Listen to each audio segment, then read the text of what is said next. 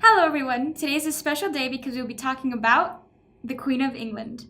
Queen Elizabeth II was born on April 21st, 1926 in London. She was born as Princess Elizabeth Alexandra Mary. Her parents were Prince Albert, Duke of York, and Elizabeth Bowes-Lyon.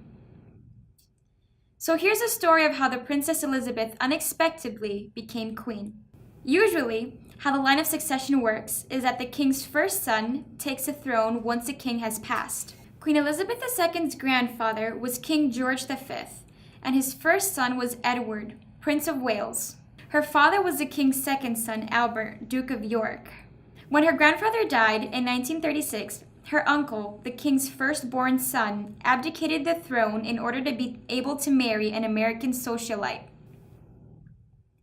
Basically, he had to choose between the throne and marrying the woman he loved.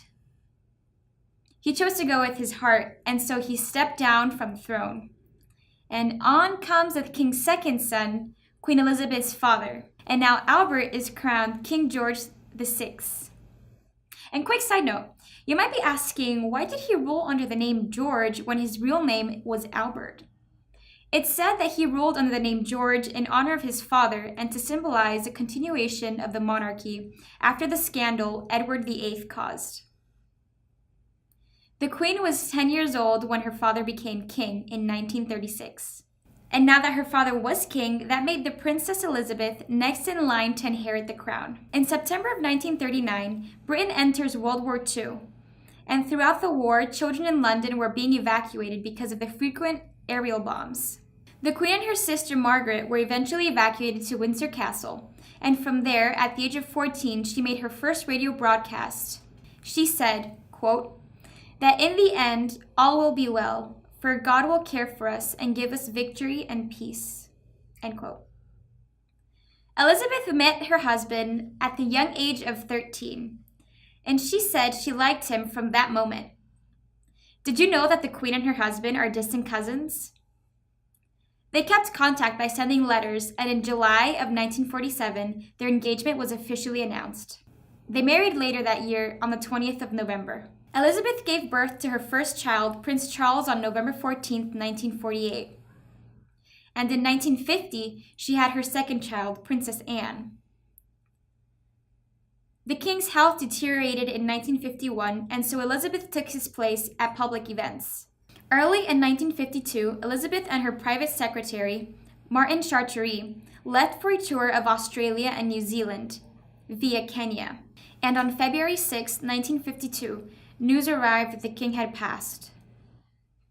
Elizabeth and her secretary rushed to Britain, and she was proclaimed the queen. The new queen and her husband Philip moved into Buckingham Palace. The ceremony of the coronation was televised for the first time in history. She then had two more children, Andrew and Edward, in 1960 and 1964 respectively. She made Prince Charles her successor by giving him the title of Prince of Wales in 1969. And so during the 1950s and 60s, the British Empire transitioned into the Commonwealth of Nations after over 20 countries gained independence. There have been several threats made to the royal family. In 1979, the IRA placed a bomb in Mountbatten's boat. The explosion killed him, his grandson, and two others. Another scary moment happened when a man pulled a gun on the Queen during a parade that celebrated her birthday. The man pulled the trigger, but the gun was loaded with blanks. Now, the Queen is known to always tend to royal obligations and keep tradition, even past the age of 90. But recently, she has started to give some responsibilities to her son, Prince Charles, the heir of the throne. On November 12, 2017, Prince Charles handled the tradition of placing a wreath at the Cenotaph War Memorial as the Queen watched from a balcony.